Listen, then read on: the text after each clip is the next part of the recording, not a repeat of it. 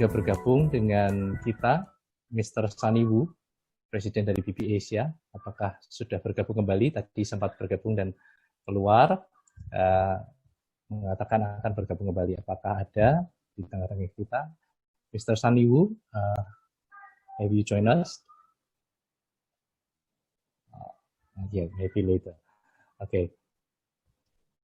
Jadi tanpa memperpanjang lagi waktu, saya akan menyerahkan kepada Dr. Lim Ketam untuk bisa memaparkan materinya. I will let Dr. Lim Ketam right now to take over and explain to us all about the PP philosophy. Welcome, Dr. Lim. Okay. Thank you. The time is yours. Thank you.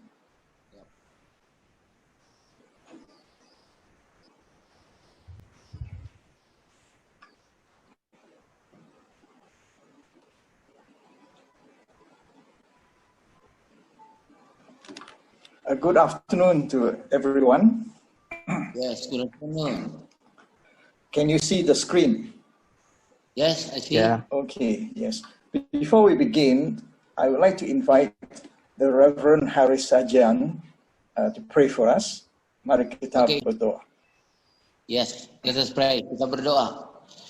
Bapa di dalam surga, kami sangat bersyukur kalau boleh bertemu melalui media ini bersama dengan hamba-Mu Bapak Lim Ketam yang senantiasa selalu mencurahkan hatinya bagi pelayanan Boys Brigade, bahkan telah memperkenalkan Boys Brigade bagi Indonesia, sehingga seperti jamur di musim hujan, Boys Brigade itu sekarang sudah tersebar sampai ke berbagai tempat di negara kami.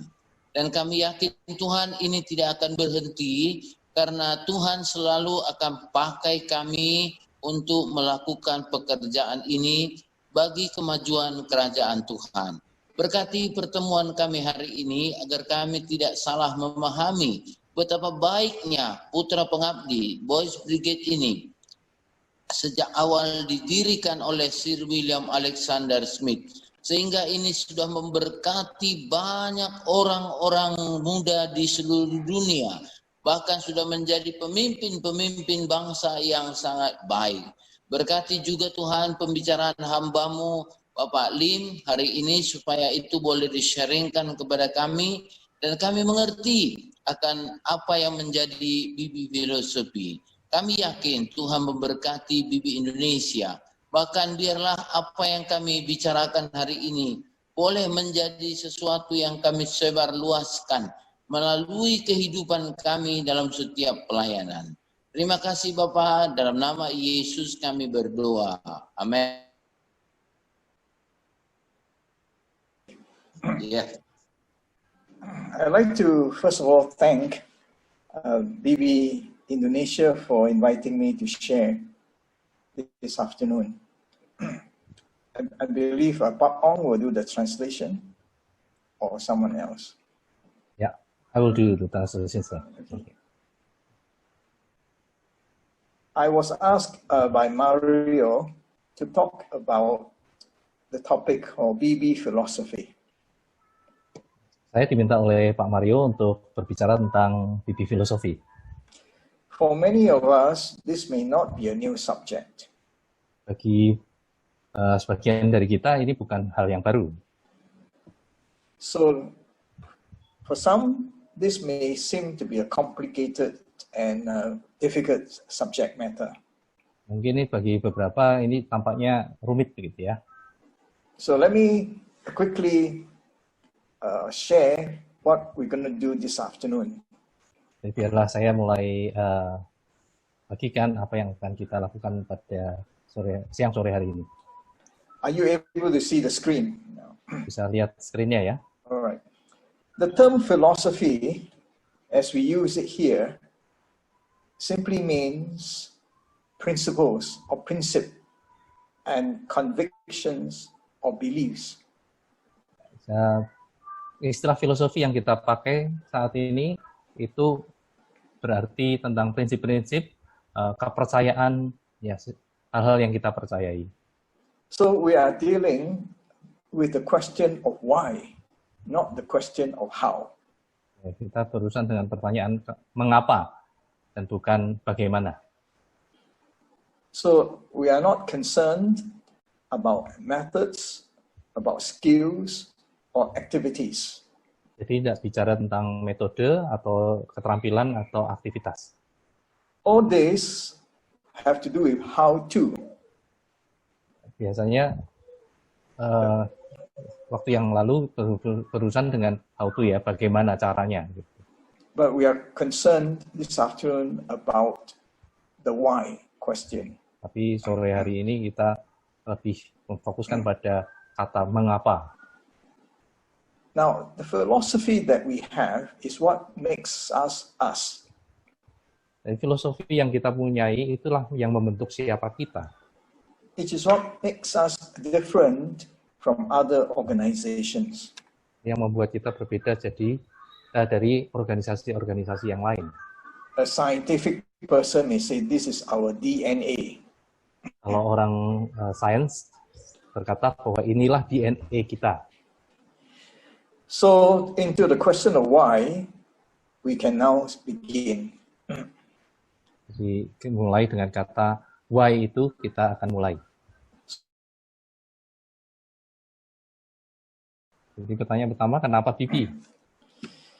It seems that we can find a scripture passage to give us into an insight of BB philosophy. Dimulai dari ayat Alkitab yang akan memberi kita pengertian tentang filosofi BB. And here I like us to sort of look at John chapter 6 verses 1 to 13. Mulai dari Yohanes 6 ayat 1 sampai 13.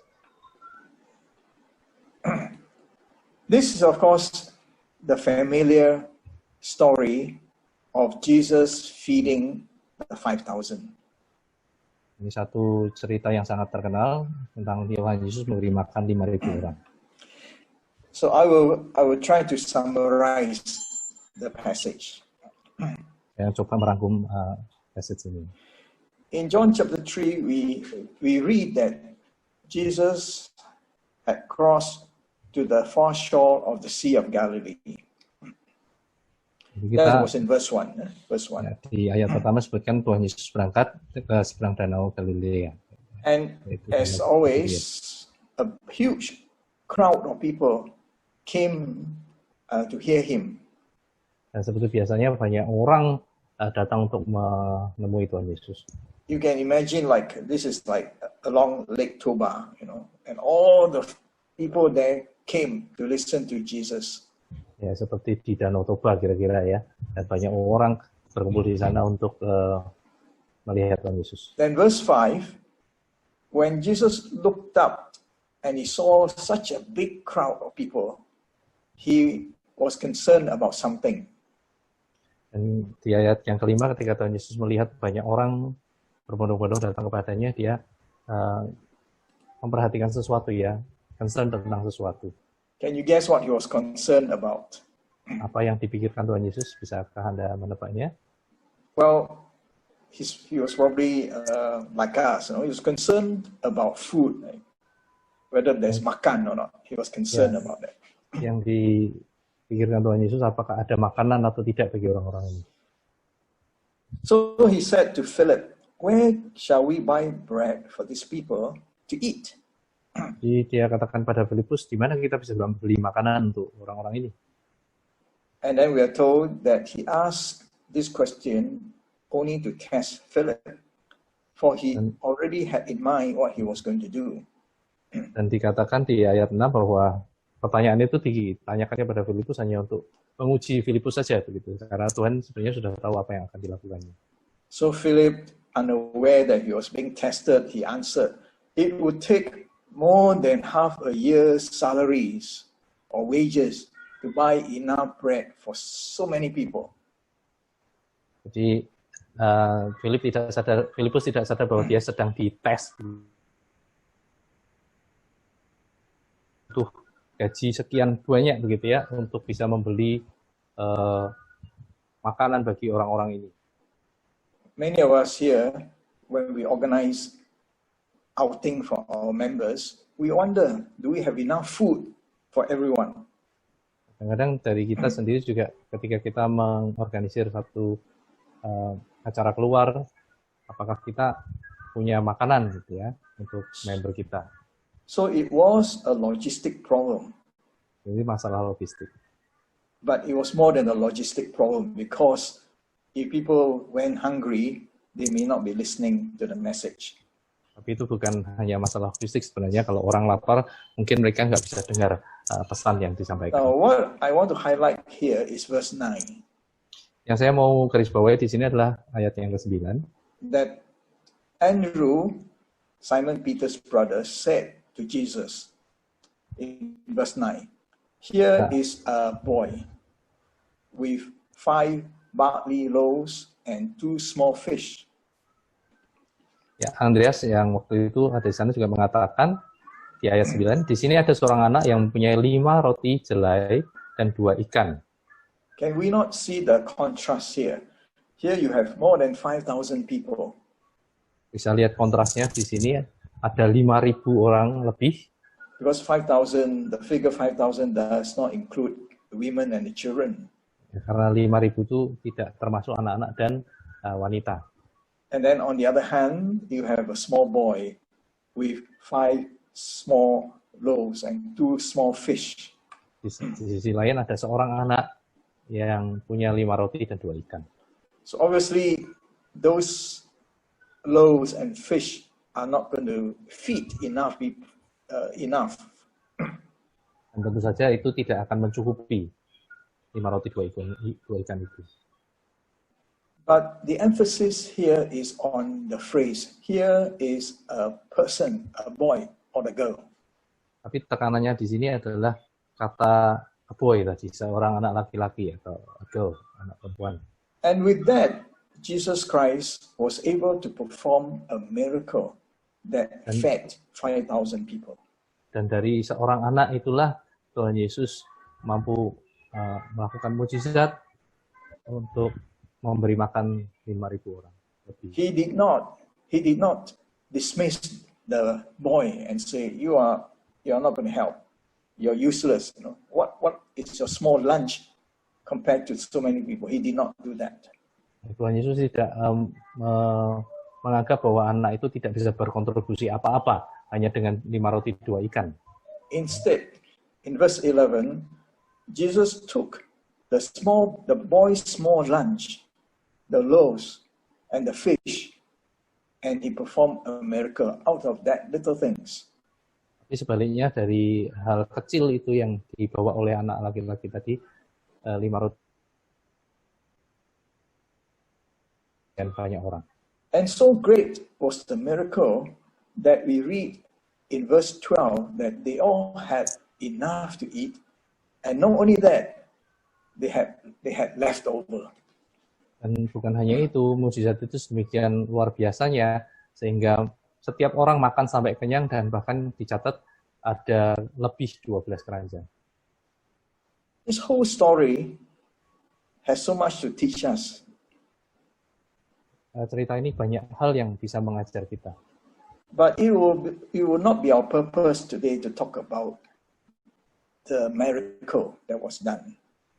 Tapi bukan tujuan kita untuk membicarakan mukjizat yang sudah dilakukan ini. But to just reflect that if that boy wasn't there, hanya untuk kita refleksikan kalau anak laki-laki itu tidak ada di sana, we wonder whether the outcome was good. Kira-kira hasilnya bagaimana ya? Apakah berbeda? But because Jesus Christ was able to take the boy in the midst, that he could do wonders. Oh, sorry, sir. Because Jesus Christ was offered the boy in the midst, that he could do wonders. Karena Tuhan Yesus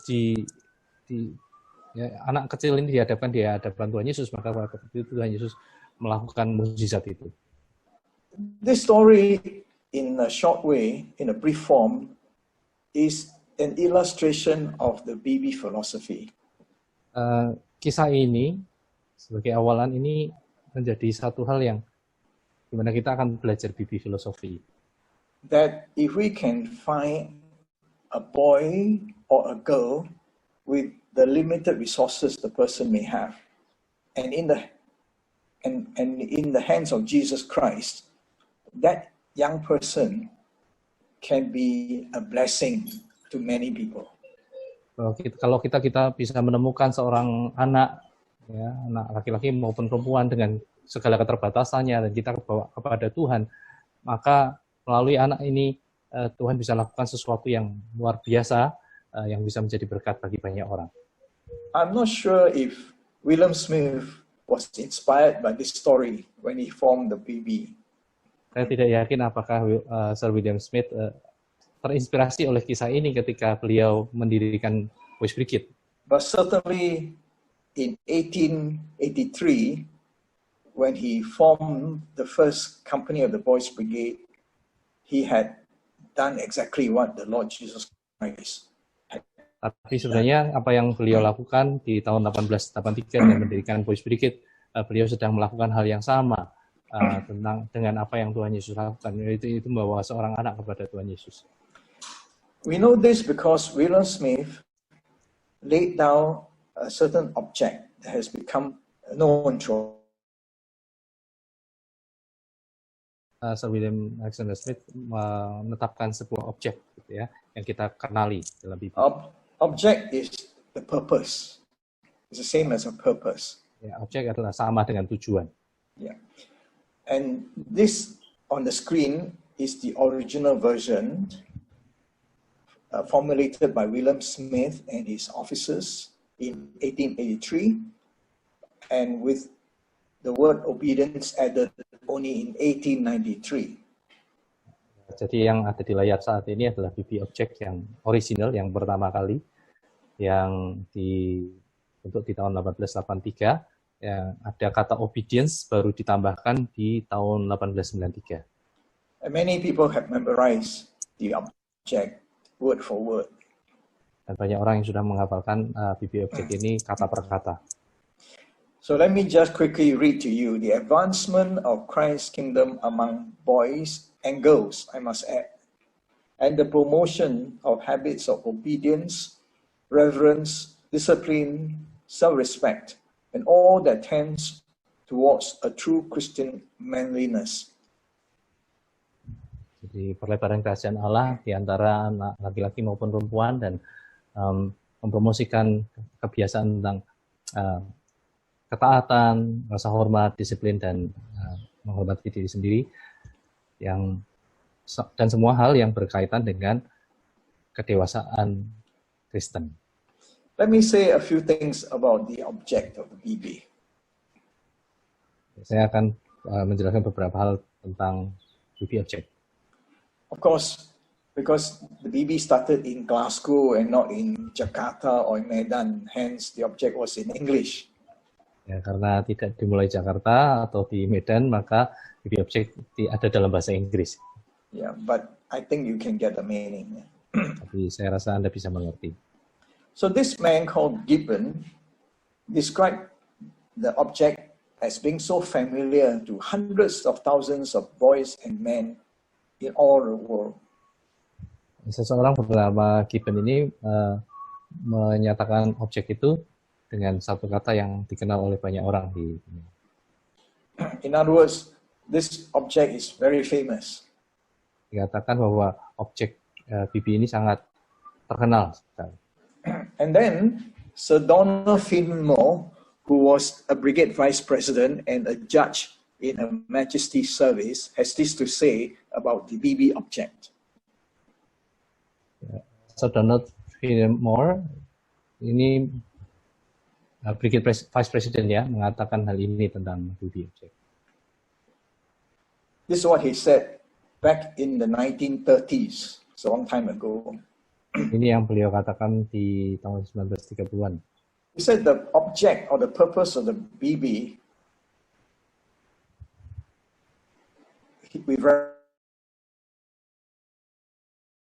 or purpose, because there can be nothing higher and nothing lower, because our boys and our girls need and deserve the best. Jadi tidak ada yang lebih tinggi ataupun tidak ada yang lebih rendah atau kurang dari BB Object itu, karena para anggota Boys Brigade ini membutuhkan dan mereka layak untuk mendapatkan yang terbaik. In other words, what the BB seeks to achieve is important, so that there's nothing higher than that. Jadi dengan kata lain, apa yang mau dicapai melalui BB itu adalah satu hal yang sangat penting, sehingga tidak ada yang lebih tinggi dari tujuan itu sendiri. And yet there's nothing lower, because we cannot go lower than what our young people need and deserve. Dan tidak ada yang lebih rendah juga, karena kita tidak semestinya melakukan sesuatu yang lebih rendah dari apa yang anak-anak kita butuhkan dan mereka layak untuk dapatkan. So this reminds me of what Jesus Christ said in the Bible. Ini mengingatkan tentang apa yang Tuhan Yesus katakan di dalam Alkitab. He said, "Seek ye first the kingdom of God and his righteousness, and all these things will be added unto you." Dan Tuhan Yesus katakan bahwa carilah dahulu kerajaan Allah dan kebenarannya, maka semuanya ini akan ditambahkan kepadamu. The kingdom of God is so important that we must seek it first, more than anything else. Kerajaan Allah begitu penting sehingga kita harus mencarinya terlebih dahulu, lebih daripada yang lainnya. And that's why BB was formed, to advance the kingdom of God among young people. Jadi untuk itulah BB dibentuk untuk memperlebar kerajaan Allah di antara banyak anak-anak muda. So this goal alone is worthwhile for the BB to be formed. Jadi tujuan ini saja itu yang menjadikan BB ini worthwhile. Worthwhile for BB to be formed. Ya, itulah yang membuat BB ini dibentuk. I remember way back in 1984. Saya ingat di tahun 1884. Some of us felt that the BB should be introduced to other parts of Asia. Saya ingat di tahun 1984 ya, beberapa dari kami di BB Singapura harus memikirkan bahwa BB harus diperkenalkan di bagian-bagian lain.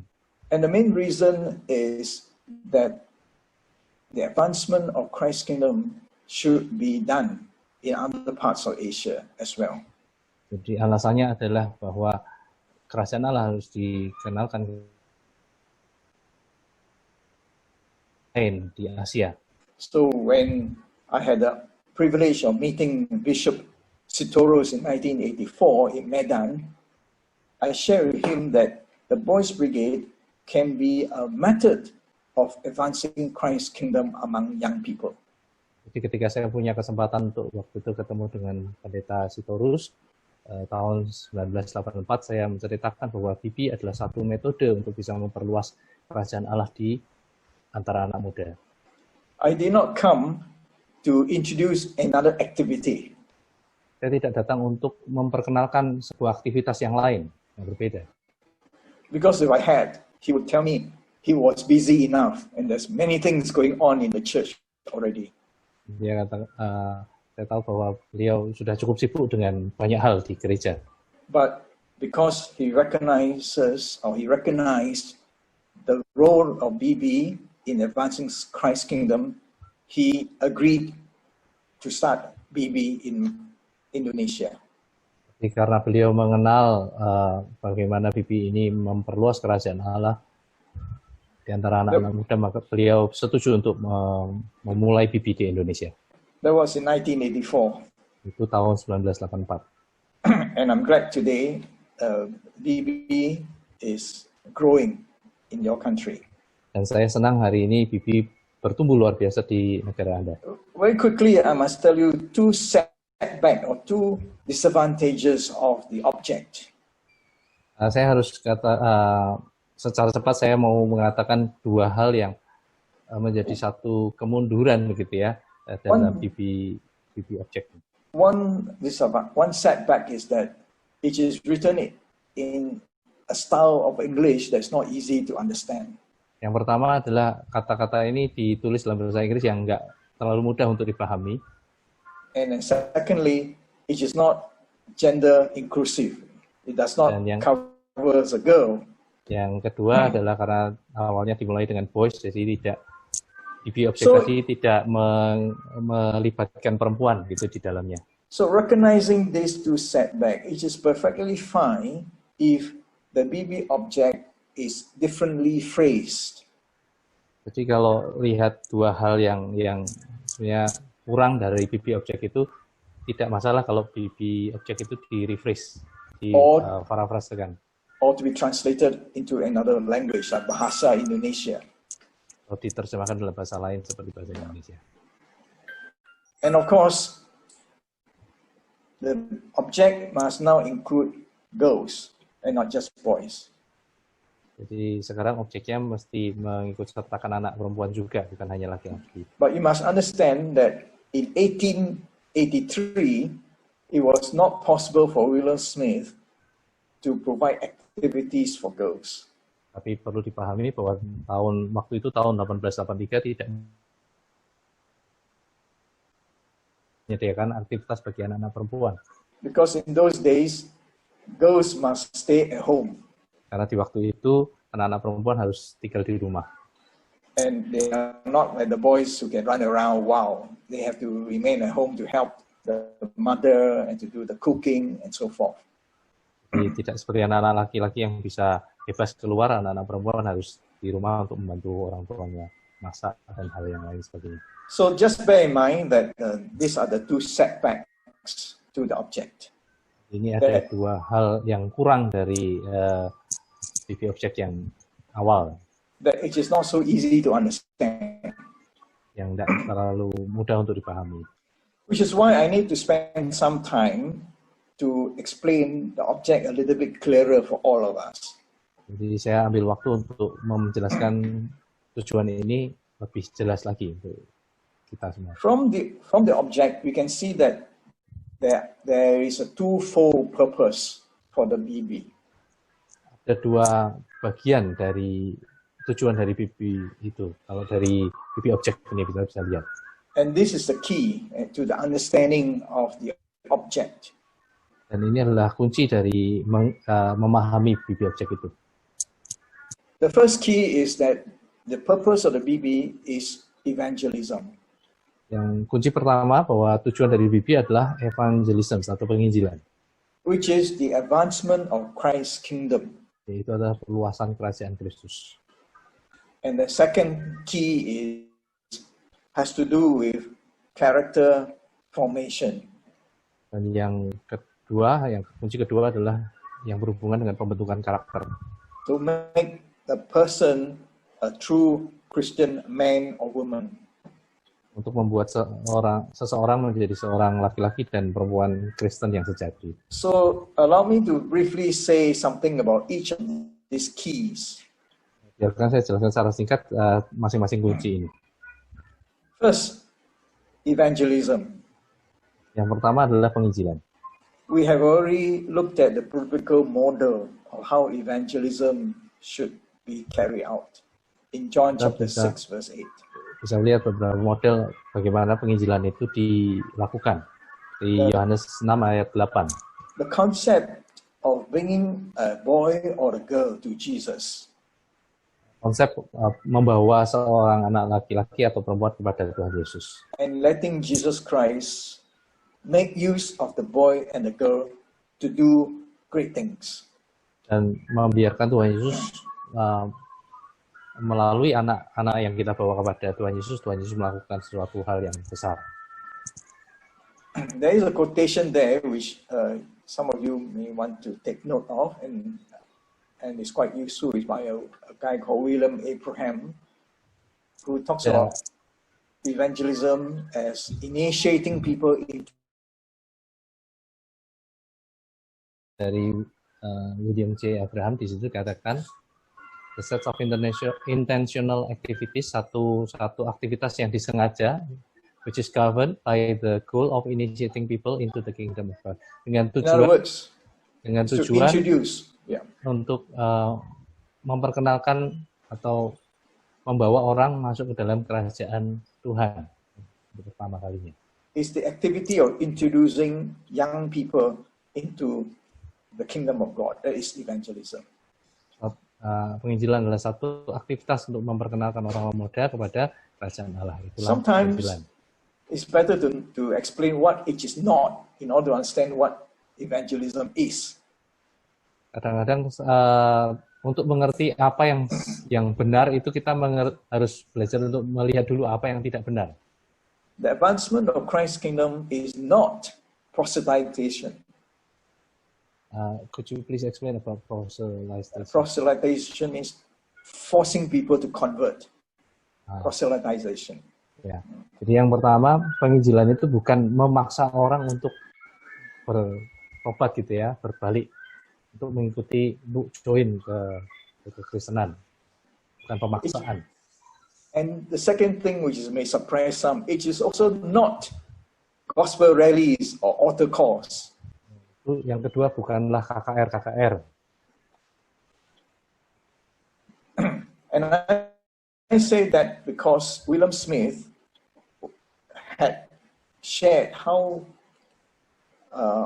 critical he was of any methods of trying to convert people by using emotions.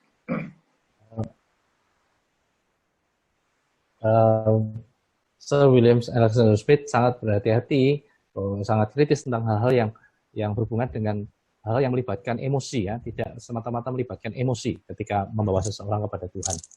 He said this, I can use all the means I can and every member in the company will be converted. That's basically what he's saying. Saya bisa menggunakan apapun yang saya bisa lakukan untuk membuat setiap anak di dalam cabang itu untuk bisa bertobat. Now, so that there's no misunderstanding, let me explain that we are not against gospel rallies or altar calls. Jadi yang dimaksud bukan kita anti dengan KKR gitu ya, atau altar call. What we're saying is that the Boys Brigade's method of advancing Christ's kingdom is more than those things. Tapi yang disebutkan di sini bahwa metode di dalam BB itu lebih dari sekedar KKR atau altar call. If you think about it, if we can convert people by gospel rally, why form BB, right? Jadi yang dengan KKR dan altar call, kenapa harus repot-repot membentuk BB? Why waste time having BB parades every week, putting on uniform? Why? We just go around like an evangelist, going around converting people. Why? Right? Ya, jadi kenapa harus repot-repot mengadakan parade setiap minggu, pakai seragam, melakukan aktivitas BB kalau hanya dengan KKR dan altar call saya bisa mempertobatkan orang. That leads me to the That leads me to the saja second. Seperti penginjil gitu ya. Yang kedua sekarang. My apology. That leads me to the second part of the object, which is character building. Yang kedua adalah tentang pembentukan karakter. And you notice that the BB is committed to promoting habits of obedience, reverence, discipline, and all that makes for a Christian character. Kita tahu bahwa yang kedua adalah membentuk habits dari ketaatan, rasa hormat, disiplin, dan self-respect itu, dan semua hal-hal yang berhubungan dengan karakter Kristen yang sejati. These are not things that can be achieved by a gospel rally. Ini bukan satu hal yang bisa langsung dicapai dengan KKR. These activities, these goals require a lot of time and effort. Goal yang kedua ini membutuhkan banyak waktu dan usaha. Now, because of time, I must stop here as far as the BB object is concerned. Karena waktu saya harus berhenti di sini. There's more to Berhubungan be dengan BB object. there's more to be said about BB object, but it will be for another time. Ya, ada banyak hal yang harus dibahas tentang BB object, tapi kita bahas lain kali. So let us just keep these two keys in mind, namely the advancement of Christ's kingdom and the development or the building of Christian character in mind. Jadi kita simpan baik-baik di dalam pikiran kita tentang dua hal ini, yaitu satu adalah perluasan kerajaan Kristus, yang kedua adalah pembentukan karakter. I now want to share what are the elements of the philosophy of the BB. Dan saya ingin bagikan apa, yang kedua adalah elemen apa di dalam filosofi BB. In other words, I'm trying to break down the concept of the philosophy into 6 elements. Dan saya akan mencoba membreakdown untuk elemen dari filosofi ini menjadi 6 elemen. These elements were with the BB from the beginning, from 1883. Elemen ini sudah ada di sejak tahun 1883 ketika permulaan BB. So the first one is uniform and ranks. Yang pertama adalah seragam dan pangkat. Seragam. We wear the uniform because this is part of the boys or the girls training. Kita memakai seragam karena ini bagian dari pelatihan anak-anak muda tersebut. And it does 3 things to the boy or the girl. Ada 3 hal yang kita bisa dapatkan dari seragam ini. First, it ministers to their self-respect. Ini mengarah kepada tujuan untuk mempromosikan self-respect tadi ya. Rasa menghormati diri, menghargai diri. And when the members, when the anggota, the members, the boys and girls put on the same uniform, they will have a sense of spirit, esprit corps.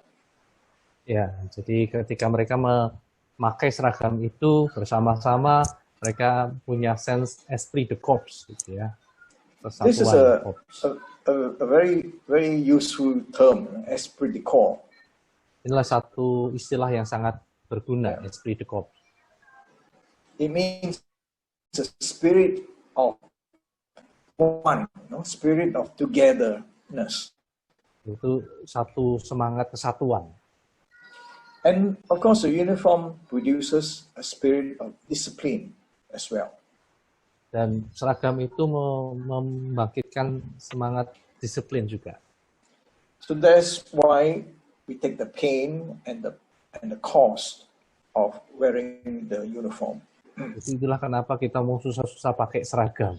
Here I must tell you something out of my paper, something that I just remembered. Saya ingin menyampaikan sesuatu yang barusan saja saya ingat. When I first introduced the BB in 1984, there were many companies formed in Medan. Ketika saya pertama kali memperkenalkan BB di tahun 1984, ada banyak cabang yang dibentuk di Medan. The first, second, third, fourth Medan companies were formed. Ya, 1 sampai 4 ya dibentuk. And they were formed mainly attached to Methodist schools. Dan kebanyakan yang dibentuk adalah dari sekolah-sekolah Metodis. But you know something, they never put on the uniform. Tapi tahukah saudara bahwa tidak pernah kami memakai seragam? Maybe they couldn't afford to buy the uniform in those days. Mungkin pada waktu itu belum mampu untuk membeli seragam. And you know, because they were not really in uniform, those companies never survived. Dan tahukah saudara bahwa karena mereka tidak berseragam waktu itu juga ke cabang-cabang tersebut tidak survive ya, tidak bertahan. I suspect it's because they're not in uniform, they did not have a sense of belonging to an organization. Karena saya mencurigai ini karena mereka tidak ada rasa mereka itu tergabung dalam sebuah organisasi. it was a few years later when I met Reverend Petros Dan in bahwa setelah Tanjung Merawa. bertahun-tahun selanjutnya, saya kemudian bertemu dengan Pendeta Petrus di Tanjung Merawa. That he was able to get the uniform equipment for everyone. Dan beliau mampu untuk menyediakan seragam itu bagi setiap anggota. I really think that we owe him a great deal of gratitude for what he has done. Dan saya berpikir kita berhutang kepada beliau untuk apa yang beliau sudah kerjakan. And today, all of us are in our smart uniform. We must thank him. Dan hari ini kita berseragam dengan rapi, cantik gitu ya, bagus. He Dan is, of kita harus course, berterima kasih kepada beliau.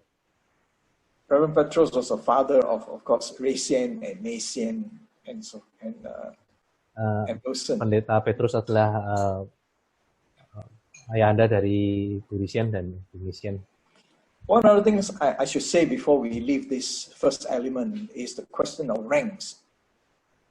Yang berikutnya, sebelum kita akhiri di bagian yang pertama, elemen yang pertama ini adalah pangkat. Again, when William Smith introduced the ranks in the BB, they were not meant to be military ranks. Ketika Alexander Smith memperkenalkan pangkat ini kepada BB, itu tidak dimaksudkan untuk menyerupai pangkat di dalam kemiliteran. So the ranks are insignificant as far as officers are concerned. Jadi tidak sedemikian penting seperti yang di dalam kemiliteran. So for example, among the officers, one of them is the captain. Jadi di antara para officer salah satunya adalah kapten. Because the function of a captain is to be the person in charge. Jadi fungsi sebagai kapten adalah orang yang bertanggung jawab. But if he is unable to be the person in charge, then he will change his rank to a lieutenant. Jadi kalau dia tidak bisa bertanggung jawab waktu itu, maka dia akan merubah pangkatnya menjadi letnan. That is not a demotion for him. Dan itu bukanlah turun pangkat. It's just a change of function. Itu hanya pergantian fungsi saja. But if you think of ranks as something else, then you might think that was a demotion, but it wasn't. Kalau kita berpikirnya dengan cara yang lain seperti cara militer, itu tampaknya sebagai sebuah turun pangkat gitu ya, tapi ini sesuatu yang lain. And William Smith was very careful to discourage the use of high ranks like colonels and commanders and general. He doesn't like that. He did not like that at all. Jadi Sir William Smith sangat berhati-hati tinggi seperti kolonel ataupun jenderal dan yang lainnya. He was also against officers decorating himself to look so smart. He was against that actually. Dan beliau juga tidak setuju dengan pendapat bahwa para officers memakai atribut-atribut yang luar biasa sehingga mereka tampak luar biasa, tampak bagus gitu ya. And that was for good reason. Dan itu disebabkan oleh karena alasan yang baik. Because he did not want the wrong types of people to be attracted to become BB officers. Karena beliau berpikir bahwa dia tidak mau orang-orang yang salah motivasinya itu yang mau masuk join ke BB. Next time I will share with you what the American experience of what actually happened in US. Lain kali saya akan ceritakan apa yang sebenarnya terjadi dengan BB di Amerika. But we don't have time, so I must go to the second element. Saat ini belum punya banyak waktu ya. Yang kita teruskan dengan elemen yang kedua. And that is the place of the church in the BB. Yaitu adalah posisi gereja di dalam BB. There must be a partnership between the church and the BB company. Harus ada kerjasama antara BB, cabang BB dengan gereja. Some of your companies are part of Christian schools. Bagian dari cabang Anda adalah bagian dari sekolah Kristen. That is fine, as long as there is a partnership between the two. Itu tidak masalah selama ada kerjasama di antara keduanya. And this partnership is important for two reasons. Dan kerjasama ini penting untuk dua alasan. The church or the school provides the teaching to the boys and the girls. Gereja menyediakan pengajaran-pengajaran kepada anak-anak. And then the church or the school appoints the officers and provide the funds as well. Dan gereja itu menunjuk para officers juga menyediakan dananya. So just bear in mind that we should always try to work as closely as possible with the church or the schools that we are linked. Jadi kita pasti terus simpan dalam pikiran kita kalau kita harus bekerja sama dekat dengan gereja atau sekolah yang kita tergabung di dalamnya. The third element is this. Elemen yang ketiga adalah yang ini. Officers. Officer. Yes. And this is a good quotation that I often use. Ini adalah satu quote yang saya sering pakai. And that is, the BB is not a piece of mechanism, a push button mechanism that will work by itself. BB itu bukan seperti satu tombol yang ketika dipencet ya akan bekerja dengan sendirinya. In other words, it is not automatic. Ini bukan otomatis.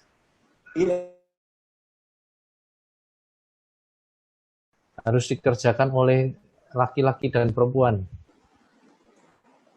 And it is the men and women, that's officers like us, who can bring about change of life in the young people under us.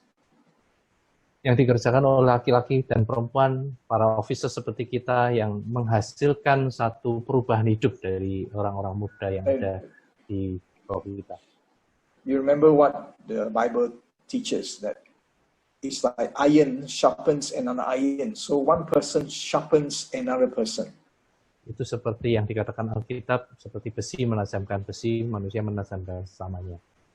And this explains why some BB company are doing better than other companies. Dan inilah yang menjelaskan kenapa satu cabang itu melakukan lebih baik daripada cabang yang lain. Why is it that one cabang is working well and another cabang is struggling? Why? Kenapa satu cabang itu bisa berjalan dengan baik dan cabang yang lain bergumul? Kenapa? Why is it that the BB in Indonesia is flourishing and doing well, whereas the BB, let's say in Scotland, is not doing so well? Why? Itu kenapa BB di Indonesia bertumbuh dengan begitu baiknya dan kenapa yang di Scotland tidak seperti itu? To be fair, of course, there are external factors. Tentunya kalau mau fair ada faktor-faktor eksternal ya. But I think the key is that they have got leadership and officers. Tapi faktor kuncinya adalah di kepemimpinan para officer. Because I have been in the BB for so long, I have seen two types of officers. Karena saya sudah ada di BB sudah sekian lama, saya bisa melihat ada dua tipe officer. There are officers who think of themselves like a commander. Satu yang berpikir seperti dirinya adalah seperti seorang komandan. And you have another model of a coach. Dan satu lagi adalah yang seperti seorang coach. So I do a contrast, the contrast between a commander and a coach. Saya mengontraskan di antara keduanya ini.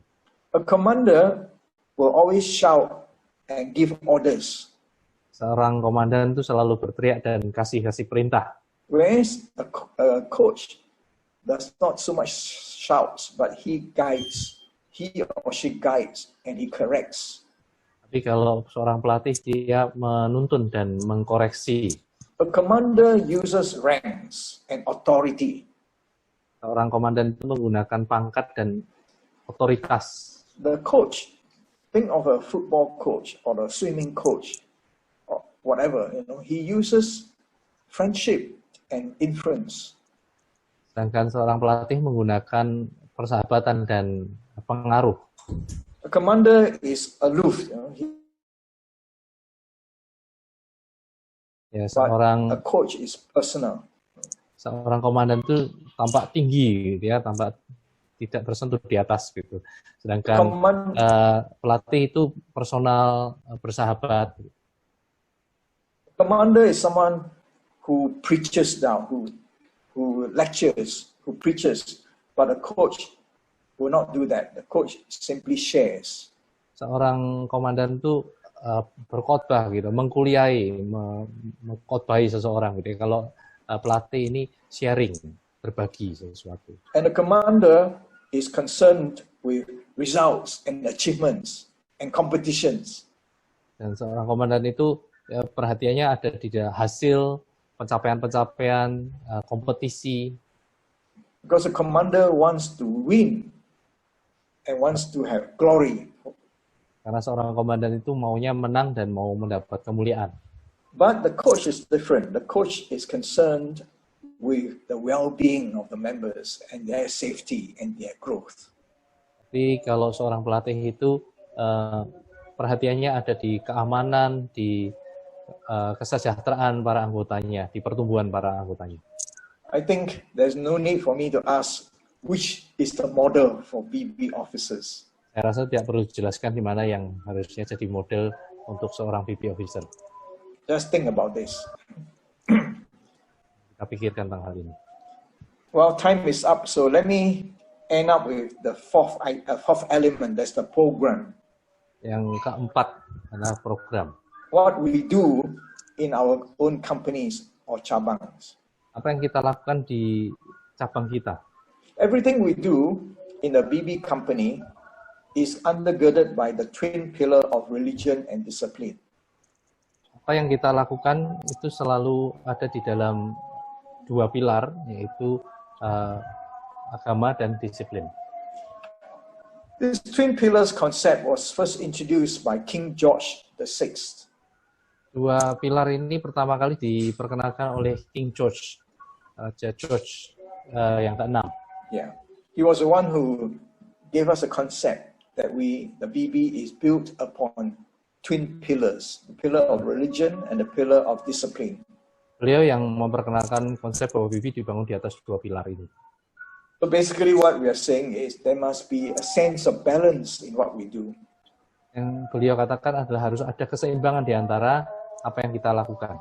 So it is not correct to spend all your time on physical activities. Tidak benar jika kita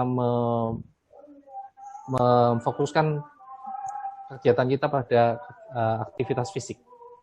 And it is not correct to spend all your time studying the Bible or praying. Tidak benar juga kalau kita memakai semua waktu itu untuk hanya mempelajari Alkitab atau di sisi religion. Both activities are good.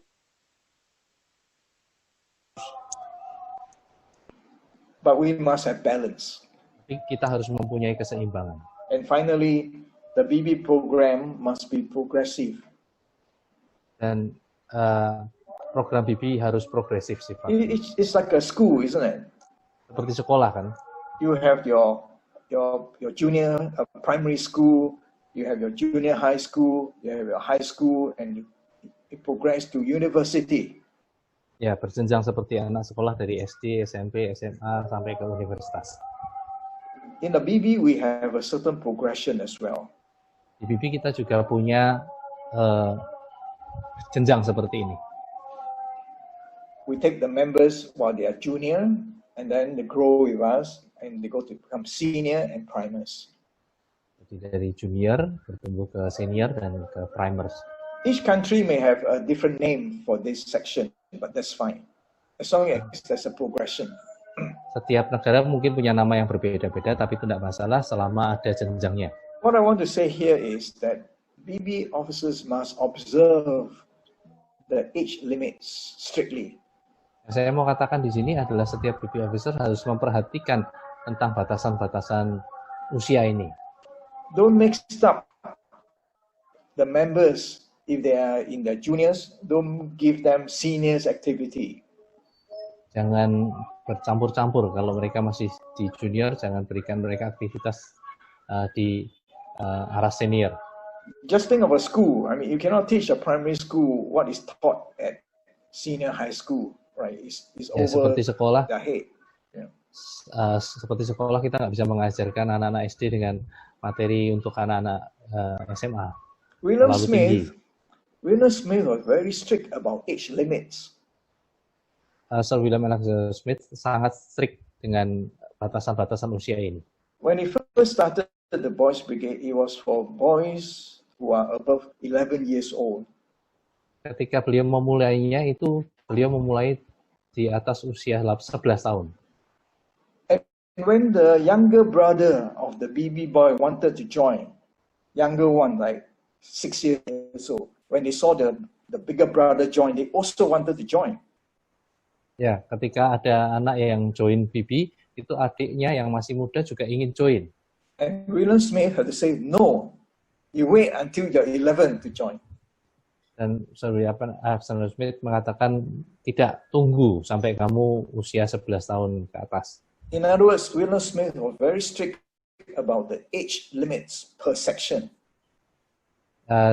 Dengan kata lain, bahwa Sir William Alexander Smith sangat strict dengan masalah usia ini. And I can understand why now he did it. Dan saya bisa mengerti, memahaminya sekarang kenapa beliau melakukan itu. If we run the BB and then all the little brothers and sisters, the baby kids all come and join us, you know what happened to the BB? We will become a true... Sorry, sir. If all the very young ones would join us, we will become a children's organization. Do you understand me? Say that quite, again. sir. Yeah. If the BB opens the door to very young members, like 5 years old, 6 years old, nursery, those in nursery, then we will become a children's organization. Ya, kalau kita terima anak-anak kecil ya, yang usianya masih TK atau anak-anak SD yang lebih muda, kita akan menjadi organisasi yang assurance. Can you explain assurance? The very young ones. Oh, ya, Those sangat-sangat kecil very gitu ya. Young ones. Those in kindergarten and nursery.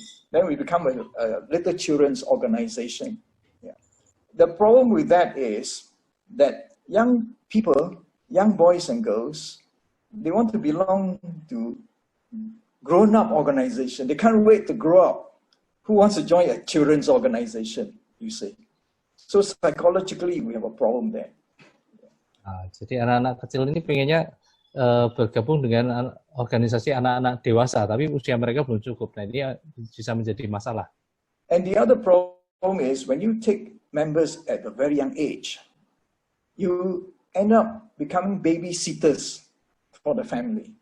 Dan ketika kita masalahnya mengambil anak-anak yang kecil-kecil ini, kita akan menjadi babysitter bagi keluarganya. And what will happen is they will never stay. They will lose their interest. And within a few years, they will not continue their membership in the BB. Dan masalahnya yang terjadi, mereka akan bisa cepat bosan dan mereka akan akhirnya tidak terus menjadi anggota BB. I know what I've just said can be controversial, but never mind. Just think about it, and hopefully we can develop a program that can sustain the interests of our members up to primer age or cadet age. Apa yang saya katakan ini mungkin cukup kontroversial, tapi tidak apa-apa. Coba pikirkan saja terlebih dahulu bagaimana kita membuat satu program yang sustainable sampai anak-anak ini bisa mencapai jenjang primers. Okay, I think my time has gone. Let me stop here. Saya pikir waktu saya sudah habis, jadi saya stop sampai di sini terlebih dahulu. So back to you, Johannes and Mario. Ya, Pak Mario, ini masih ada berapa waktu untuk Pak Lim untuk bisa mungkin bisa dilanjuti Pak. Bisa dilanjutkan lagi ya Pak. Berapa menit lagi? 15 sampai 20 lah. 15 sampai 20. Oke. Dr. Lim, we still have kind of 15, right? 15 to 20 minutes, so you can like kind of finish the two elements. maybe I have said a lot, too much for us to absorb. Maybe I allow for question. I can take question. Oke, mungkin ada pertanyaan terlebih dahulu. Kita lanjutkan.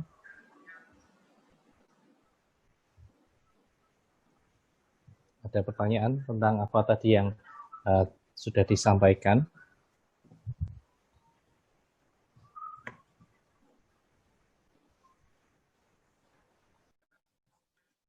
Ada Bapak Ibu yang di kolom chat. Bisa ditulis dalam bahasa Indonesia jika tidak salah. Nanti saya akan bacakan kepada beliau. There's a question here from Jennifer. How to build the sense of belonging in wearing uniform? As I can see, Singaporeans especially value the uniforms very well. Jennifer Wu, I believe, is the one who asked the question. Yeah. I think you have the answer, isn't it? That young people like to feel that they belong.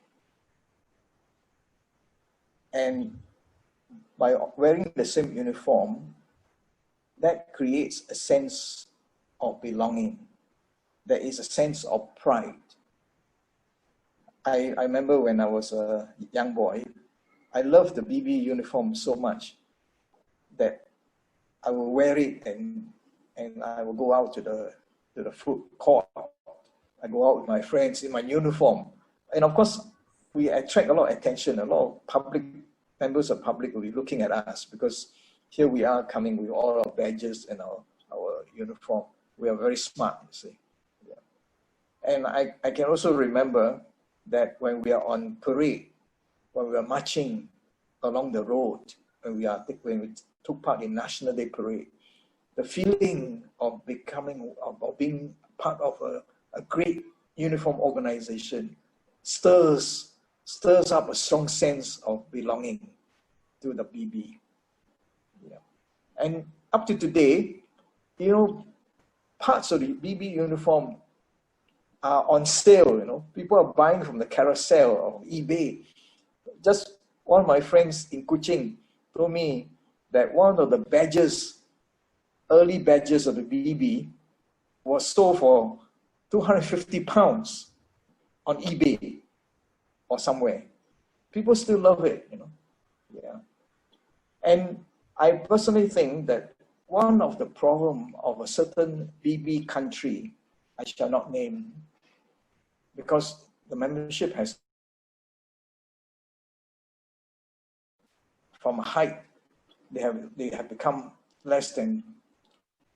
maybe less than half its former membership. It's because they have done away with the smart uniform. They make them wear something that doesn't look like a uniform, so casual. And there may be a reason for doing that. I can appreciate that young people today, especially in the West, they do not like to be in uniform. That's what they say. But when I see the great parades, like when I go down to London and I watch the Queen's birthday, the trooping of the colors, I see that thousands of people come and watch. They seem to be inspired by uniform, smartly worn. So I'm not sure about the argument that young people do not like uniform. I think they do not like lousy uniform, I think they like smart uniform. They want to be proud of what they wear. If you go to Edinburgh Tattoo, every year there's an Edinburgh Tattoo in August. Every day of the month, the tickets are sold out. And people from all over the world come and buy tickets, like £100 ticket, to see men and women in uniform, in marching bands and so forth. So I'm not sure that people do not like to be in uniform. And so wearing uniform smartly, correctly, does help to create a sense of belonging. Thank you. Cukup menjawab, Jennifer. Ya, jadi Tadi dikatakan bahwa seragam itu menumbuhkan rasa kebanggaan begitu ya. Tapi ada beberapa cabang yang kemudian tidak memakai seragam dengan baik dan kecenderungannya itu menurun. Alasannya adalah dikatakan bahwa anak-anak sekarang itu nggak suka pakai seragam yang ribet kesannya begitu ya. Tetapi bukti-bukti yang menunjukkan bahwa seperti di Edinburgh itu ketika ada parade seperti itu dengan seragam-seragam yang luar biasa yang bagus, itu banyak orang menonton, tiketnya terjual,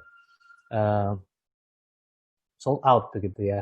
Jadi sebenarnya argumentasi bahwa anak-anak tidak suka pakai seragam itu rasanya kurang tepat begitu. Mungkin mereka tidak suka seragam yang payah begitu ya, yang nggak kelihatan bagus, tapi seragam yang baik mereka senang sebenarnya. Nah, jadi bagaimana kita benar-benar memikirkan tentang seragam ini sebagai satu metode yang perlu kita pikirkan. Jadi tidak sekedar asal-asal pakai seragam, karena ini satu elemen yang penting di dalam Boys Brigade.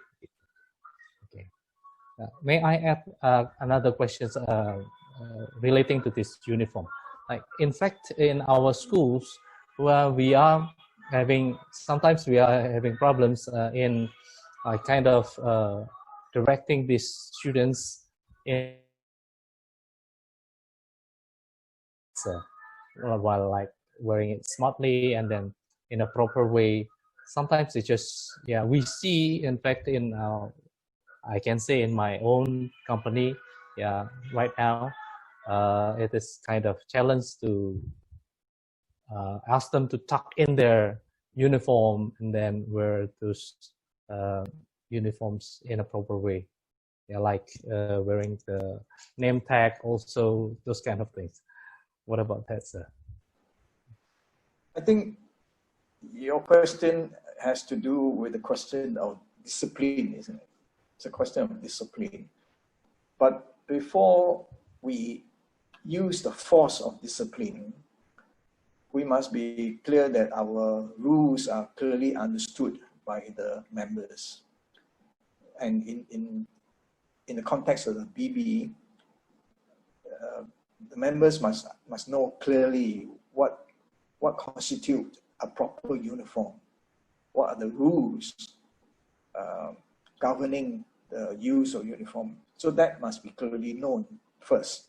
Secondly, because uniform items cost money, we have to be concerned that our members can afford the proper uniform. It would not be nice to punish a member who is unable to buy a pair of shoes, a proper pair of shoes, for example. So we need to have certain understanding, and that's why the discipline that the Boys Brigade enforces is not just pure discipline. It is a discipline that is supported by love, by concern for the boy and the girl. That's the difference, I say. Yeah. So there's no shortcut to solving the problem of discipline, but it is something that, as leaders, we should be careful. That first of all, we must explain what is the proper uniform, what are the rules, and then explain why, for example. That's why we talk about BB philosophy, right? The question of why. For example, in your school, the people do not want to tuck in their shirt. So maybe you have to explain why tucking in the shirt is better than tucking out the shirt. Yeah. So if they can understand that there is a reason for doing what, then perhaps they will comply. They will follow your rules. In the same thing about BB uniform. Why do we wear correctly? Because it creates smartness. Another thing you can do is to allow your peer members themselves to check on each other. So will be the first to spot that someone is wearing the uniform wrong. Yeah, so you have this kind of a peer checking that can help to control this matter. All right. Jadi saya tanyakan masalah anak-anak yang tidak suka pakai seragam gitu ya, yang seringkali memasukkan seragamnya saja ke mejanya, suka kita harus suruh-suruh begitu. Nah, bagaimana dengan hal itu? Sebenarnya itu berurusan dengan hal disiplin. Gitu. Jadi bagaimana kita memang menjelaskan kepada anak-anak kenapa kita memakai seragam, kenapa kita memakainya dengan cara seperti itu mesti diberi pengertian, dan itu hal yang penting. Dan ketika kita menjelaskan itu tentunya dengan satu perhatian juga bahwa ada anak-anak yang mungkin akan kesulitan dengan memperlengkapi seragam, ya, memakai sepatu, membeli sepatu, karena itu pasti seragam kalau lengkap itu pasti harganya juga tidak murah. Jadi kita perlu memperhatikan faktor-faktor ini juga, tidak hanya sekedar memaksakan, tapi bagaimana dengan kasih kita mungkin ada memikirkan bagaimana akhirnya anak-anak ini bisa berseragam dengan baik. Jadi tidak mengorbankan satu sisi, tetapi di sisi yang lain kita tetap mendorong anak-anak ini untuk bisa berseragam dengan baik. Mungkin seperti itu ya secara singkatnya, tadi karena cukup panjang. Ini ada pertanyaan. What happened to baby Scotland? They are not using the uniform in 1884. They do. They wear a very simple uniform. Yeah. I should not be commenting on the BB in Scotland. Please, they are doing a good job as well. They're very fine. Yeah, so I'm not criticizing anyone, please. I'm just saying that the argument that young people do not like uniform, do not like to wear uniform, I have a question mark on that. But I'm not criticizing people making the uniform simple. See, yeah. But there is a question that I thought was very important here by Meliana, this question is very important. Maybe Pak Ong can read it and then translate it for everyone. It's a very important question because it relates to the last point I made about age limits, and working with older boys and girls rather than very young children. Ini ada pertanyaan dari Ibu Meliana yang kita sebutkan. Saya tertarik dengan poin batasan usia. Jika seorang anggota, jika salah satu dari tujuan BB adalah penginjilan atau untuk membawa anak-anak kepada Tuhan Yesus, kenapa kita tidak bisa mulai dari usia yang muda? Dan yang kedua adalah habits, ya, masalah kebiasaan. Baik kalau mereka belajarnya dari usia muda, kalau kebiasaan-kebiasaan itu tadi ditanamkan dari usia muda, itu mungkin akan membutuhkan banyak usaha dan waktu, ya. Kalau kita mulai dari anak-anak kecil tadi cukup merepotkan, ya. Mohon dibagikan apa yang menjadi ketidakuntungan, ya, apa yang menjadi kerugiannya kalau kita mulai dari usia muda. Kecuali mereka mungkin akan cepat bosan, ya, ketika sudah dari muda mereka lakukan itu terus kemudian bosan gitu. Atau ketika kita seperti babysitting gitu, ya. Oke. Alright, thank you for translating. As I said, this is a very important question and I can understand why it was raised. Let me say that I am not saying that young children cannot be brought to faith. I'm not saying that. And there are Christian organizations dedicated to working among very young children, like your Sunday school and so forth, child evangelism.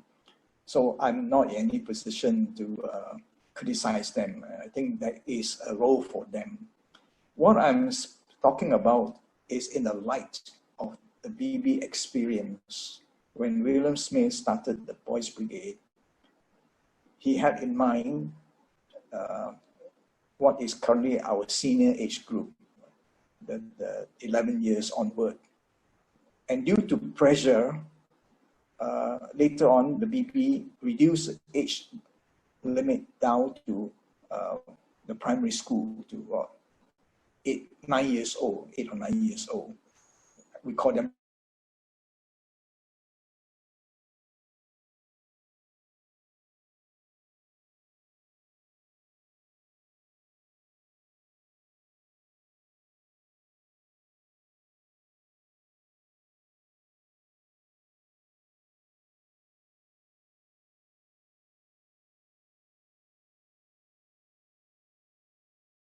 very young children who came to faith very young, like 5 years, 4 years old. There are, but I'm talking about generally average. Most of us become more mature over time, right? And we can make a proper decision when we are perhaps in our teens or in our junior high school and so forth. If this is the case, all right, if this is the case in general, then we want to concentrate our effort on this particular age group rather than dilute our effort to do babysitting, you see. Yeah. True, when you do babysitting, you might win some parents to Christ. You might. Some parents may come to know the Lord through that. But I'm saying, what is the object of the BB? We do not exist to reach out to parents, right? So it's very fine if they are brought to Christ, it's fine. But is that our purpose, you see? So in the context of what I'm saying, if given that young people generally are able to make proper decisions of faith at an older age, I want to concentrate my effort there. But if I take in younger members, and as a result of taking younger members, and they do not stay, if I take in an 8-year-old or a 7 or 6-year-old boy or girl, by 9 years old, he has enough of the BB because I cannot sustain his interest, and he or she left. Then I have this opportunity to explain more clearly the message of the gospel, because the message of gospel is heard more clearly when a person is slightly older. So this is my response is a response based on practical experience. There's nothing wrong about trying to do babysitting even. There's nothing wrong with that. If you want to do babysitting, by all means do that.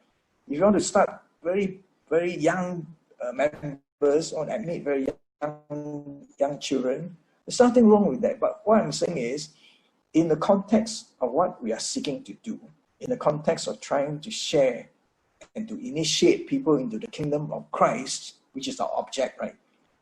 I'm saying that in general, people can make those decisions when they are slightly older, not when they're very young, you see. And then if we take them too young and they don't stay till they are old enough, we defeat our purpose. You know what I mean? Yeah. It's like, I always share this personal example, personal story. My sister and myself, we are from a non-Christian family. But when my sister was in primary school, her teacher brought her to church when she was.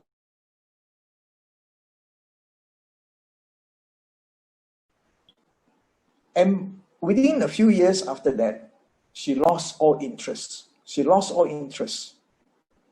You see, so by the time she went to secondary school, completely she has lost interest. Whereas for me, I never went to church until I was in junior high school, when I can think properly, you know. And even then, it took me a long time to decide that I want to be a Christian. You know? Because I have to be very careful. I thought through, you see. So I became a Christian when I was about 12 years old. Whereas my sister was considering to be a Christian when she was 9 or 8 years old. But by the time she was 12, 13, she has given up interest. You know? And today, when we are in our adult years, when I ask my sister, how about coming to church? How about listening to God. You know what she would tell me? I've tried before. I've tried. I have enough, you know. Just because when she was very young, she had been introduced, and she, I'm not interested. That would be her response, you see. Yeah. So when I think about it, I say, hey, sometimes a premature approach may not work as well. So yeah. So that's how I would respond to you. So not a criticism if you want to work among very young, but make sure that you can sustain the young person till they are old enough to make a proper decision. And to end my story, the good news is, of course, my sister today is a believer as well. You know, thank God for that. Yeah. So another reason why I have always encouraged to work with the older age group. There's another reason for that. You know. If you look at our age spectrum from the junior, which is 9 years old or 8 years old, or even if you work earlier to 6 years old, and you stretch the other end of the spectrum will be 18, 19 years old.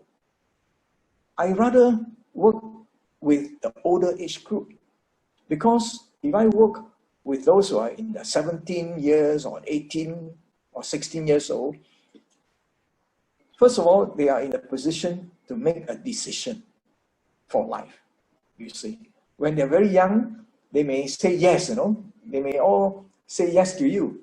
When my daughter was very young, she used to come home and say, oh, my Sunday school teacher said I'm going to hell. You know, she believed everything, of course. Very young children, you know. Yeah. But today, she's an adult. She says, I believe. That's better, isn't it? They have better understanding of it. So for me, if I work with an older boy or a girl, 15, 16, 17 years old, I feel that I am helping the person to make a considered decision about following Christ that will last. Or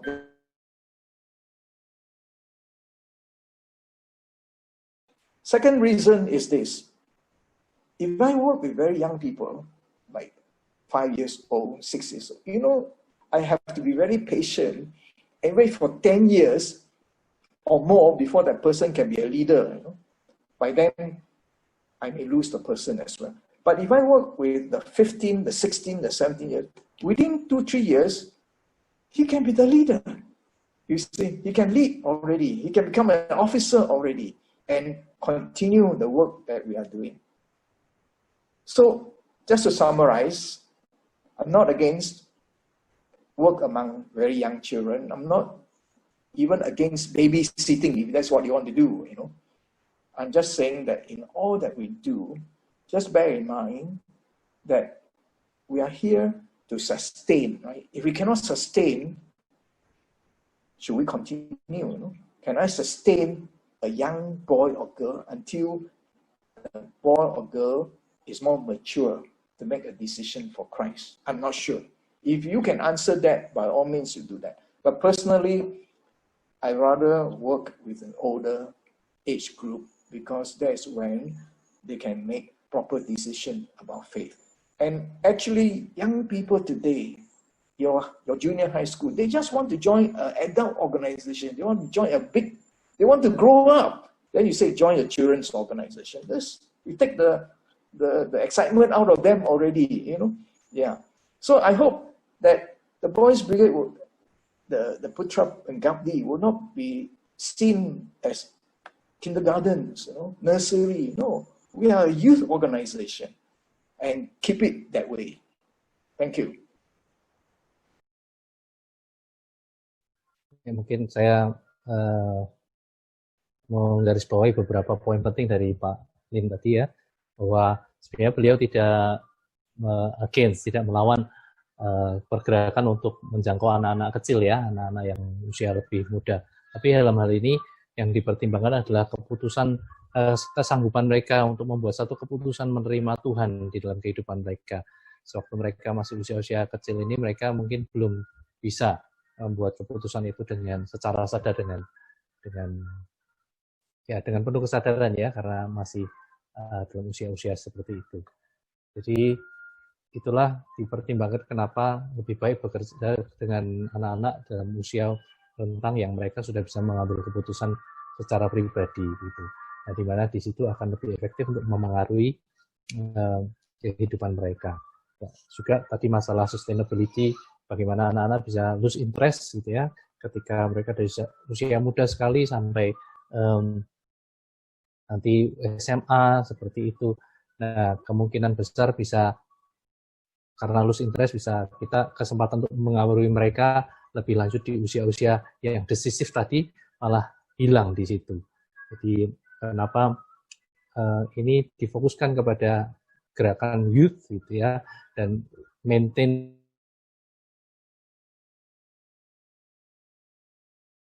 karena di gerakan anak-anak gitu. Maka ada batasan-batasan usia tadi yang dipertimbangkan adalah hal-hal tersebut. Tapi sekali lagi digarisbawahi tadi bahwa tidak melawan satu kegerakan-kegerakan yang menjangkau anak-anak muda. Tetapi untuk Bibi adalah mungkin lebih wise ketika dimasukkan di dalam usia tertentu. Bagaimana hal itu dimaksudkan dari sejak semulanya. Gitu mungkin yang bisa saya simpulkan dari paparan beliau.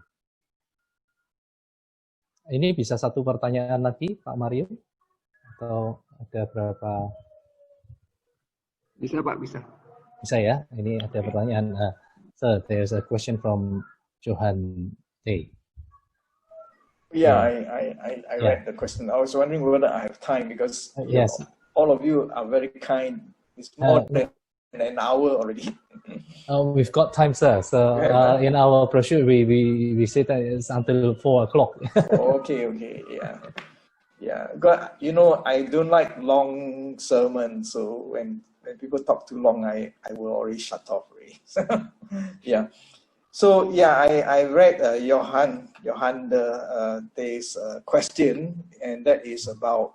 It's a very difficult question, I must say, about companies which are running for many years. I suppose he's thinking of the 12 company. What is the advice to keep the quality and to adapt to the new situation of young people? That's the question, right? Yeah. Well, my answer is that I sympathize with your question, with your problem. This is the issue. How do we make Boys Brigade program relevant and interesting to young people today? They may not be very interested in the kind of activities we give anymore. They are more interested in perhaps going for a drink in a pub, going for coffee, because now they have more money, right? And they want to mix, you see. So the traditional approach may not work for them. So my response is that it is good to recognize this as a problem, as a challenge, rather than a problem, as a challenge, that it is becoming very difficult to interest our young people. Number two, I would suggest that one way around this is to make use of young people more as leaders. You just look around in every company, in every organization. Who are the people who stay on in spite of? But the members quit. The sergeants, the NCO, they stay. But the privates, those without ranks, without no responsibility, they will not stay. So it seems to me that one way of retaining people in our churches, in our youth fellowship, in our schools, in our chabangs, is to make them leaders, give them responsibility as much as possible, make them feel that they have a part to play. And when they are fulfilling their roles, they will not think that it's boring. You know? But when you're doing it for them, it's boring. But when they do it themselves, it's not boring. It's not uninteresting. So this seems to me to be one way, you know, to get them to do more. When in a company, there are many ways of getting young people to be involved. Instead of the adult, the officers doing everything for them, let them do more. Pass all your jobs to them. In other words, never do anything that a boy and a girl can do for them. Never do anything. Whatever they can do, let them do. And you'll be surprised that young people today are very capable. They are not like our time. You know, in my time when I was still young, I'm like a blur. You know, I do not know what to do. But today, young people, when they're very young, they're so smart already, you see. So give the leadership over to them. Let them run. Appoint them as leaders. And let them plan the program. You see, be adventurous. You notice that when I talk about program just now, I did not suggest activities. I merely say that it must have the balance, isn't it? So as long as there's a balance of discipline, the balance of faith, we can do anything that the young people want. You know, make the program exciting by letting them plan for you. So one last thing I suggest to overcome this problem that Johan Day raised is this. One way around this is that we make use of the young people to be leaders and let them take the lead. All right. This will be a good way of interesting them. And of course, the other thing to do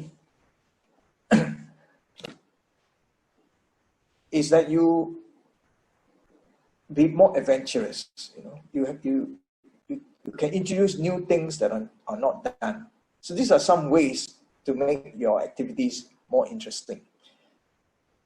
The thing that I wanted to suggest is that why do we keep emphasizing on activities?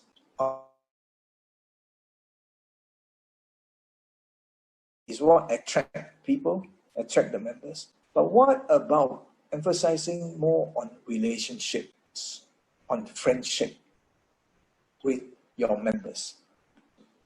Treat them as a friend. Go draw near to them, become their good friends. And when they have that relationship with you, they will stay. Again, a personal example. For a long time, when I was a member of the BB, I felt it was very uninteresting, even in those days, because my officers, well, they were very good people, but every week we did a lot of marching. We marched up and down, They scold us, they shout at us, and we stood under the sun for long hours. It's very boring, isn't it?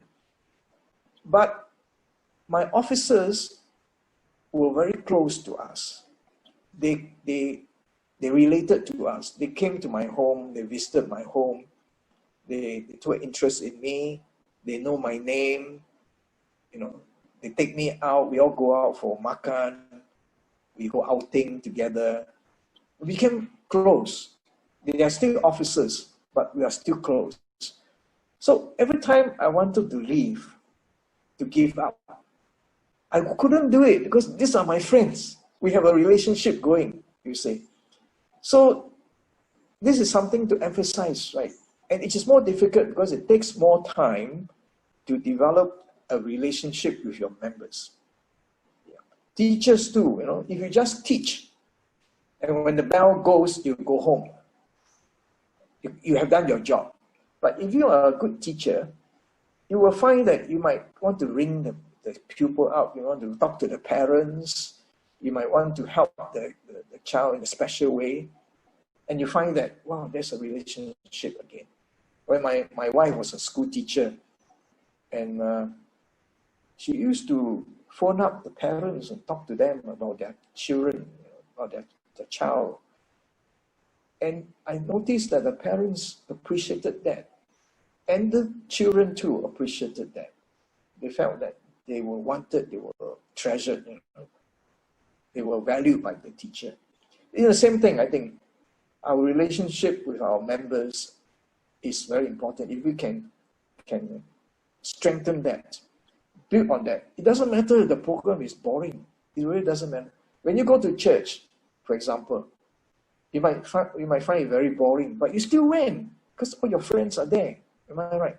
And why is it that for some of us, we don't go to this church that is next door to me, but I travel 10 kilometers to another church because my friends are there, you see. So friends is so important, being friends. Yeah. So this could be one strategy for us to retain our members by relating to them as good friends. And that's why the model of a BB officer is not like a command.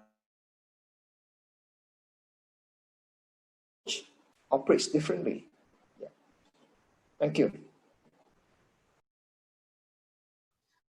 Baik, tadi saya mencatat dari jawaban Pak Lim ada dua hal yang saya mungkin bisa share kepada teman-teman yang jadi pokok gitu ya. Yang pertama adalah bagaimana tadi pertanyaannya Pak Johan, ketika cabang sudah sekian lama begitu, bagaimana mempertahankan itu tetap dalam kondisi yang baik, semangatnya masih tinggi begitu. Nah, salah satu caranya adalah melibatkan mereka ke dalam kepemimpinan gitu ya. Jadi anak-anak ini diberi tanggung jawab, dilibatkan lebih ketika termasuk dalam menyusun program-program gitu. Bahkan lebih baik mereka itu akan lebih baik kalau itu muncul dari mereka. Mereka mungkin lebih tahu kebutuhannya dan itu bisa muncul dari mereka. Itu yang pertama, jadi perlibatan semakin banyak mereka dilibatkan. Kalau kita membuatkan sesuatu buat mereka, tentu mereka hanya melakukan itu bisa membuat mereka bosan. Tapi kalau itu muncul dari diri mereka sendiri, mereka lebih terlibat, nah itu membuat mereka lebih excited, lebih bersemangat. Tadi ada kata dikatakan jangan lakukan untuk anak-anak kita atau member kita sesuatu yang mereka bisa lakukan sendiri. Biar mereka melakukan sendiri apa yang mereka bisa lakukan. Gitu. Mungkin tugas kita para officer adalah mengawasi dan mengarahkan. Gitu. Itu yang pertama. Yang kedua, tadi saya mendapatkan sesuatu yang menarik, dikatakan lebih daripada berfokus kepada aktivitas dalam ketika kita menyusun program, kita seringkali berpikir bahwa aktivitas itu yang menarik orang untuk bergabung, gitu ya. Jadi kita memikirkan aktivitas apa lagi ya. Setiap kali kita memikirkan apa lagi yang kita harus buat ya supaya orang stay, gitu ya. Tapi lebih daripada itu, sebenarnya kita berfokus kepada relationship, kepada hubungan yang dibangun.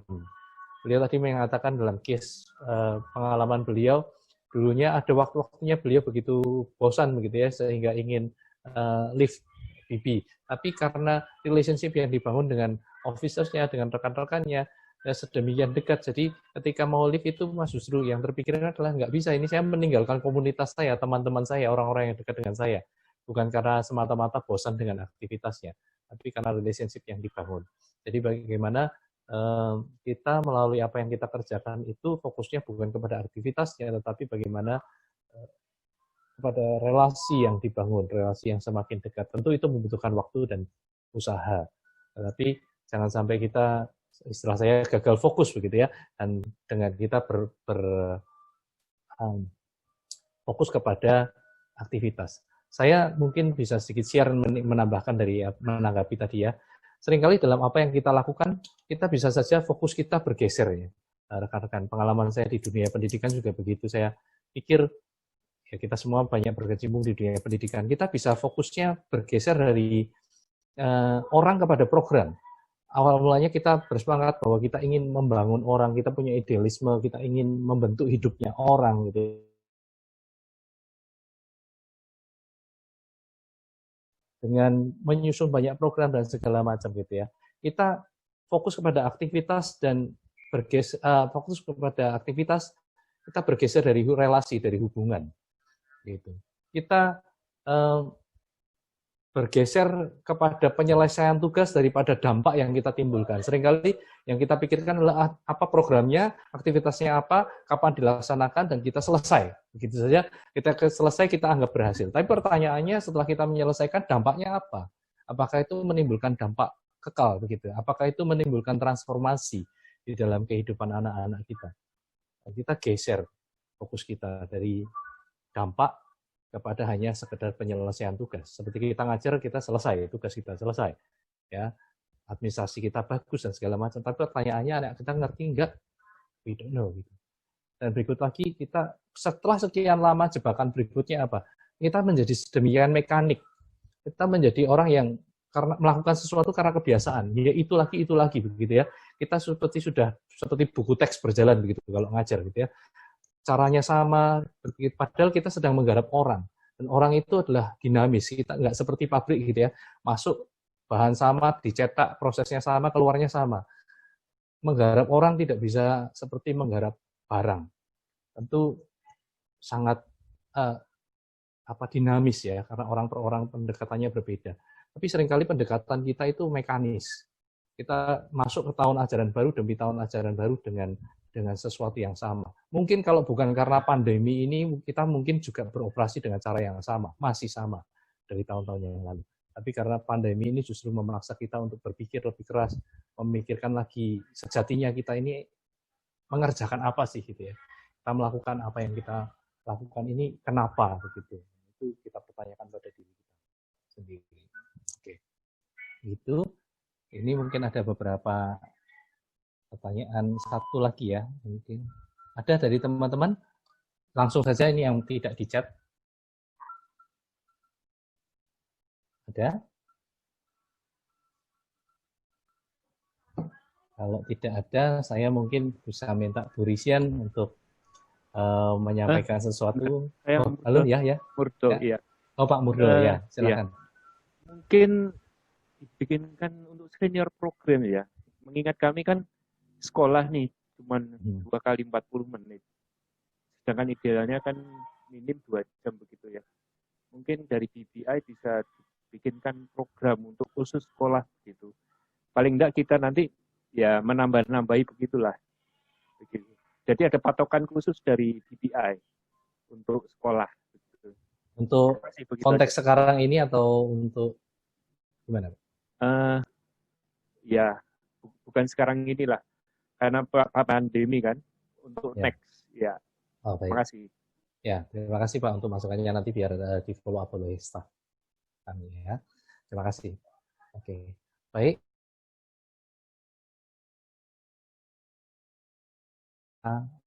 Melihat tadi Ibu Risian hadir di sini, Ibu Risian boleh menyampaikan sepatah dua patah kata untuk Pak Lim juga untuk kita semua, pesannya apa begitu melalui apa yang kita kerjakan hari ini. Silakan Bu Risian.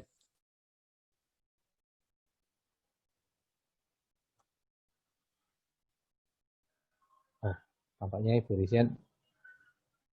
Bentar saya cek lagi ya teman-teman. Apakah Ibu Risian bisa online? Ya Ibu Risian. Mendengar suara saya, Bapak Ibu? Dengar, Bu Risian. Mendengar ya, Pak ya? Ya. Oke. Selamat sore buat kita semuanya. Salam sejahtera dalam kasih dan Tuhan penyertaan yang sampai hari ini kita boleh hadir. Kita merupakan satu hal yang sangat luar biasa ya. Mr. Lim Ketam boleh hadir bersama-sama.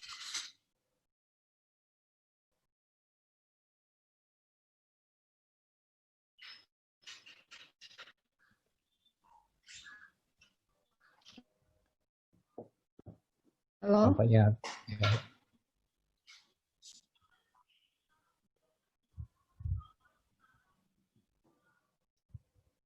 Tampaknya ada gangguan sinyal ya. Baik Pak, ya. Dengar saya sepertinya ini koneksi saya. Ya, sepertinya gangguan sinyal. Baik. Dengar Bu. Mungkin kalau videonya off bisa. Dengar saya. Ya. Saya lebih bagus off aja ya. Mr. Lim, thank you for your sharing for today. You're welcome. Yeah, so it's our privilege that BB Indonesia still can welcome you in this BB Hour meeting. It's a very fruitful meeting for all the officers here. Mostly it's the officers, I think. And then this not everyone loves to talk about philosophy. Actually, this time is how is a BB. Mr. Lim adalah bertanya tentang BB. Mr. Lim berbagi kita untuk apa sebenarnya BB tersebut. Ya, jadi hari ini kita bersyukur sekali Mr. Lim, ya sekarang ini udah Dr. Lim Ketam, ya Bapak Ibu sekalian. Pak Lim ini sekarang merupakan dekan, ya. Mr. Lim, have you introduced yourself just because something I'm not just now I three. So today is the same hour with our BB hour. Yeah, I think. Ya, jadi. Yeah.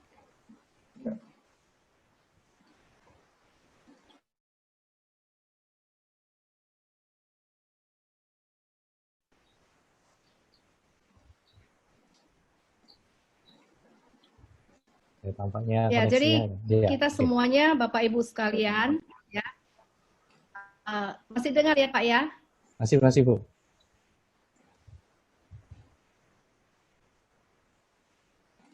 Oke, tidak boleh terlalu banyak berbicara di sini, yang mungkin memakai atau bagaimana. Di rumah WiFi pun tidak bisa untuk menampung ya banyak hal. Jadi Bapak Ibu sekalian, terima kasih untuk mewakili BB Indonesia. Terima kasih Pak Ong yang sudah ikut serta dan berbagi juga, dan bagi kita semua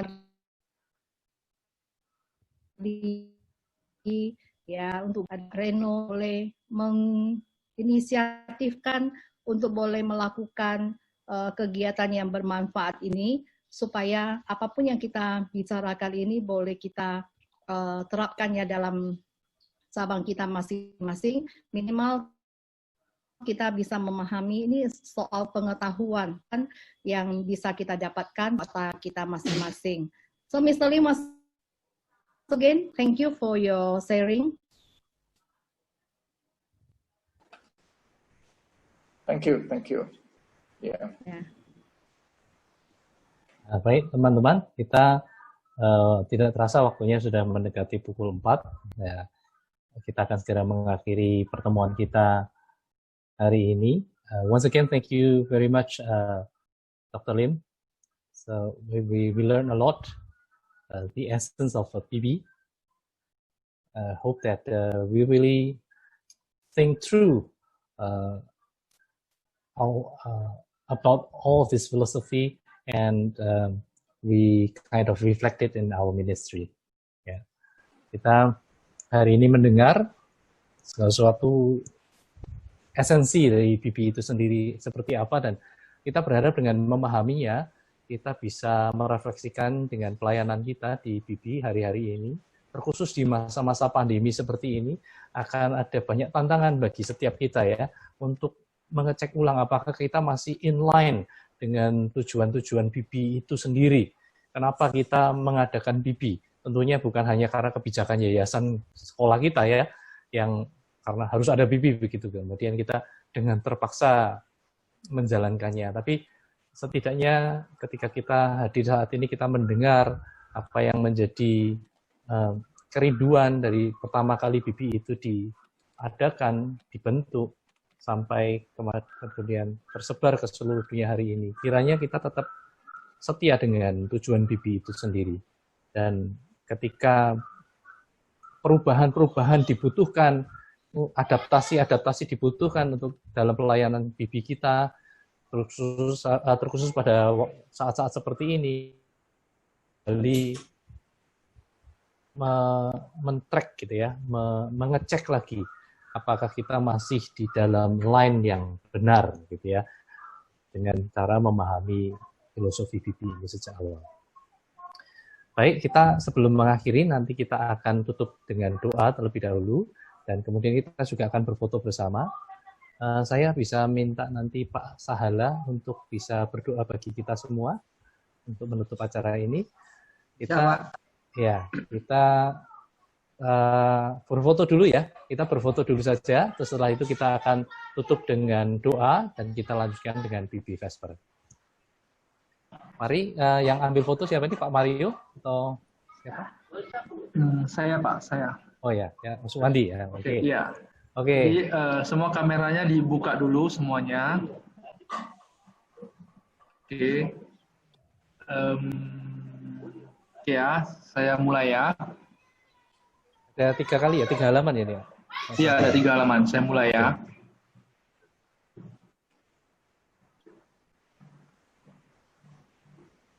Semua tahan ya, bentar ya.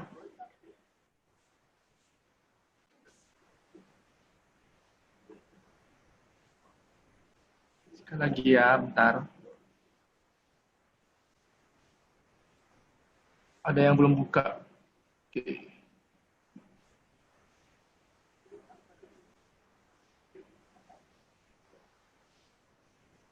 Oke Pak, sudah. Kita berdoa ya. Oke. Ya Pak Om ya, doa ya. Ya, silakan Pak Salah. Teman-teman, kita berdoa. Bapa di surga, kami menaikkan syukur untuk share dari Pak Lim. Pak Lim Kintan, kami bersyukur untuk apa yang sudah di-sharekan kepada kami tentang filosofi BB. Biarlah kami kembali berjalan ke track yang sesungguhnya, bahwa kehadiran The Boss Brigade untuk memperluas kerajaan Tuhan di kalangan para pemuda-pemudi di dunia ini. Tuhan bantu dan tolong kami untuk kami boleh melakukan misi ini ya Tuhan. Dan berikan kami hikmat dan pertolongan dari Tuhan, bagaimana Injil Tuhan bisa mereka terima, dan mereka boleh mengalami Tuhan, dan mereka boleh menjadi serupa dengan Engkau ya Tuhan. Bantu dan tolong kami Tuhan, untuk melakukan tugas panggilan yang Tuhan berikan pada kami di dalam pelayanan The Boss Brigade ini. Terima kasih Tuhan untuk apa yang sudah kami dengar, yang boleh kami dapatkan pada siang hari ini. Dan kami sebentar akan berpisah, kami akan melakukan aktivitas kami selanjutnya.